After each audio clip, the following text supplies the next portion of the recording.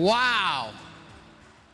I have been dreaming for a long time for Todd Duncan to be my opener. Is that unbelievable? He opened for me. I'm so excited to be here, and I have 14 minutes. I don't know why I'm starting with a joke when I have so much to talk about. But I'm so excited to be here with you guys, and it's hard when you want to be the funny guy, the lighthearted guy, the social media guy that shows up looking as like a worker more than a professional. And they give me the topic of what you should stop doing. So there's no fun in this. This is going to be excruciatingly painful for you because I just have to give it to you without kind of making it lighthearted at first. And so what I want us to understand about social media is that there is this thing called social proof. Has anybody heard this phrase before? Oh my gosh, so many fans of social proof. That's incredible. Social proof is this: we don't trust people anymore. We can say that we do, but we don't. And here's how we know.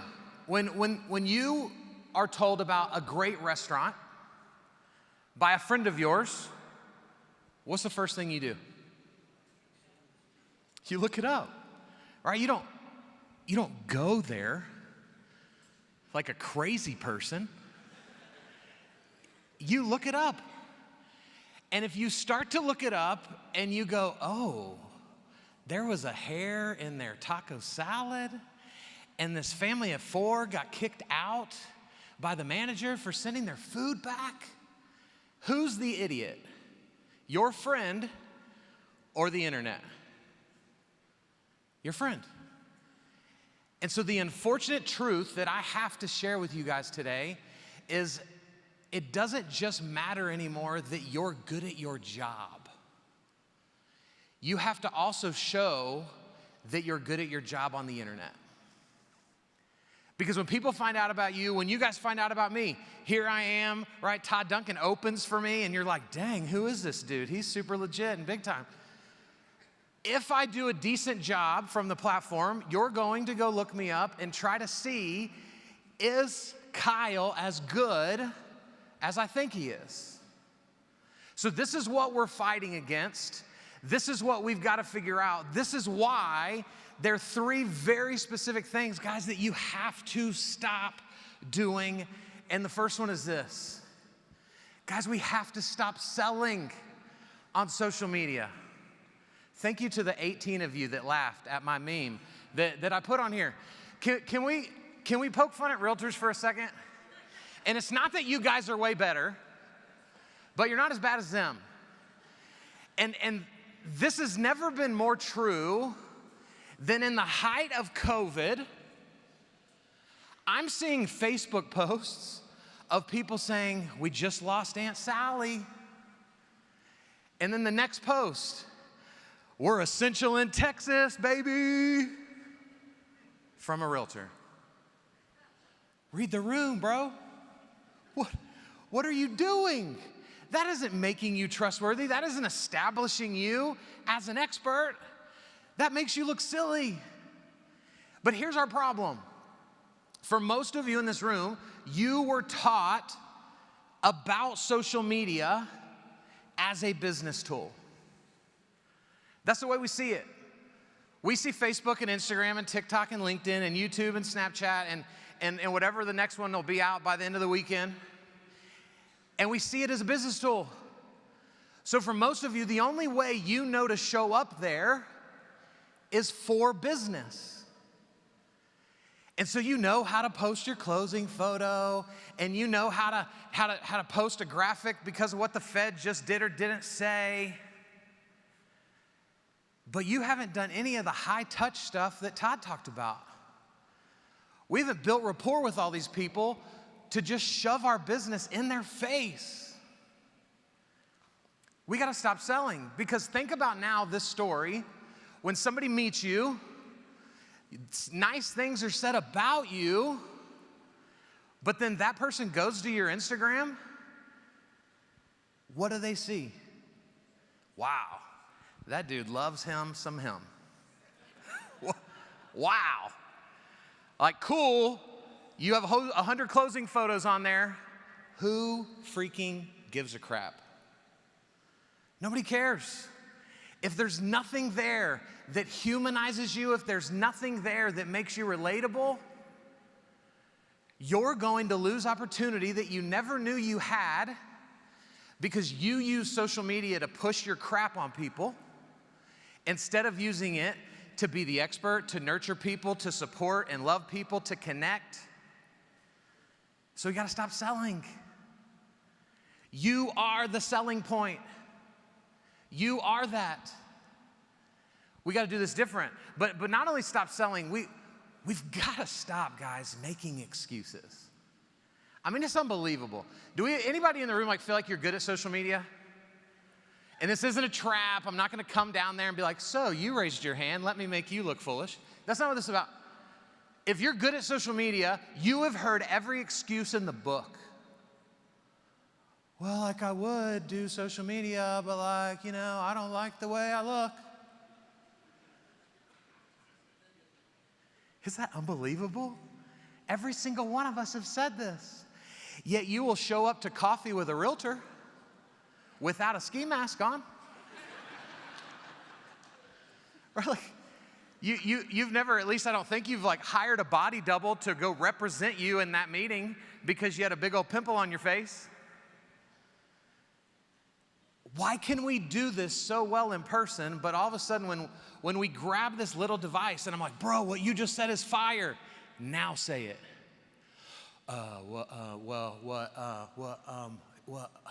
Huh?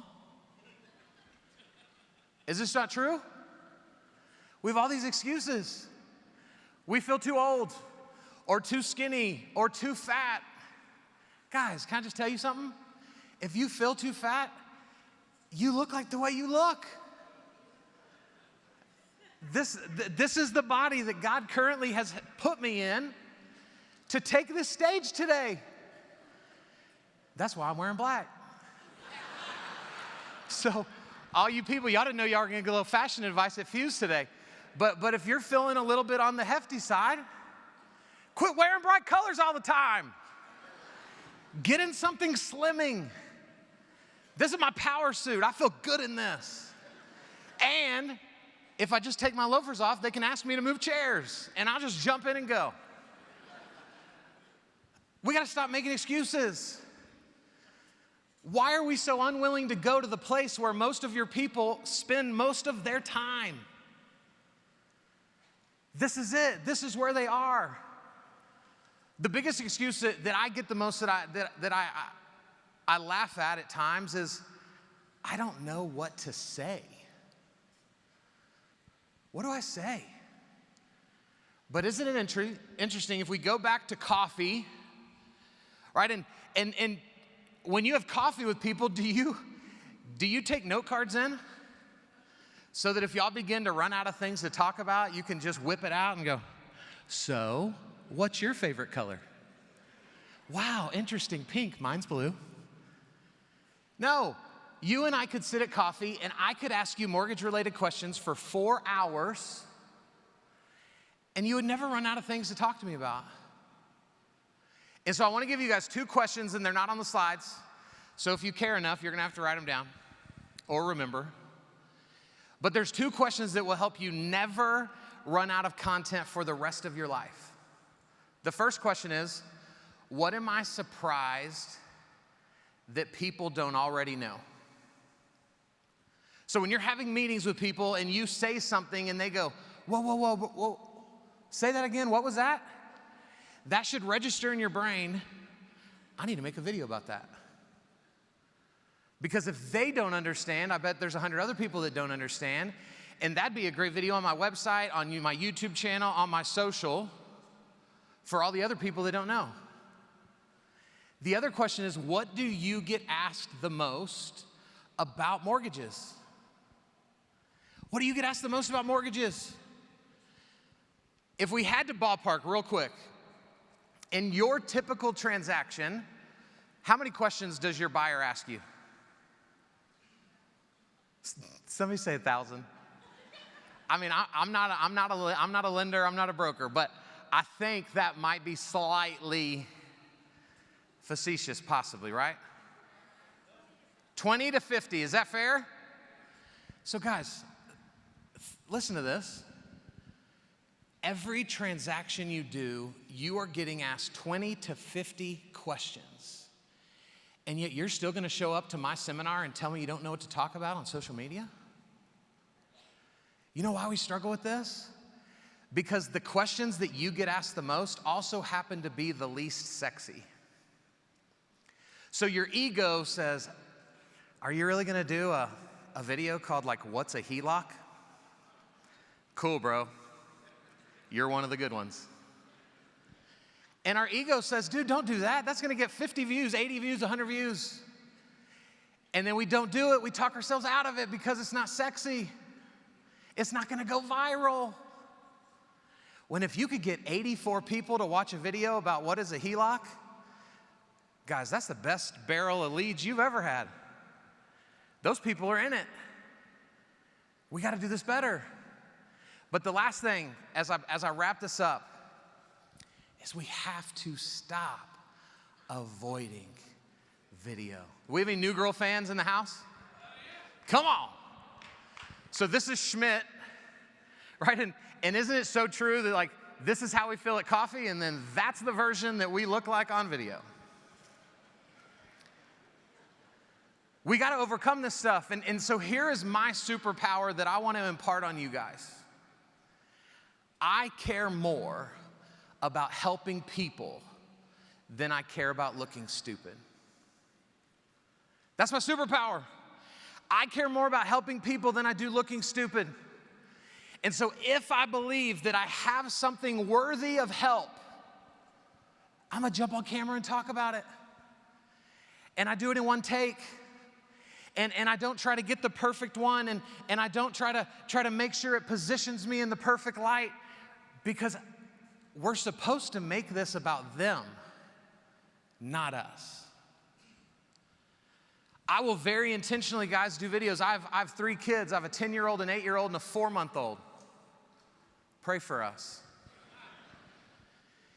I will intentionally do video at our house where I know one of my kids will be a distraction, because I want the psychological effect to happen, that is, Kyle the expert, oh, Kyle the loving father, as I face palm them out of my office, I want you to laugh, and then I jump right back into being the expert.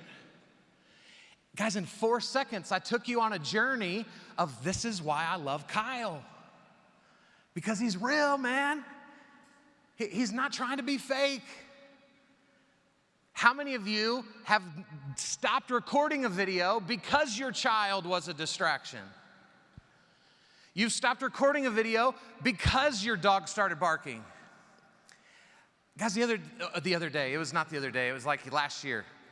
I was doing a webinar for about 1,000 people. I mentioned our dog Parker. The chat box begins to fill up with people going, oh, we want to see Parker, we want to see. And Parker is used to being screamed at by me to never come in my office. So when I called her in my office, she was bewildered. I pick her up, she pees all over me. But you can't see it. And so I have this whole moment to go, do I try to pretend like this is just a cute dog that I don't want to murder? Or do I tell people? And so I told everybody, I was like, screw you guys for telling me to go get my dog, because now I have pee all over me, it's pulled on the floor, and I had 20 minutes of this webinar left. I still run into people to this day that go, bro, you know when I met you? That webinar when your dog peed on you? That was hilarious. What are we willing to do to go and serve people? And I want to end us with this. Stop hoping to reap from the seeds you didn't sow. Your social media is not going to produce anything for you when all you post is the crap content corporate gives you, or your leadership gives you, or a coaching company gives you, it's not gonna grow because that's not you. Quit putting 30 hashtags in every post. That's not what humans do. That's what sales robots do. Guys, we gotta do this better because people need you. People don't know what they're doing. They're desperate. The news is trying to scare the crap out of everybody, and you're just sitting by and letting it happen because of your discomfort that you're unwilling to face on social media. I hope this helped, guys. Thanks for having me. Enjoy the rest of the conference.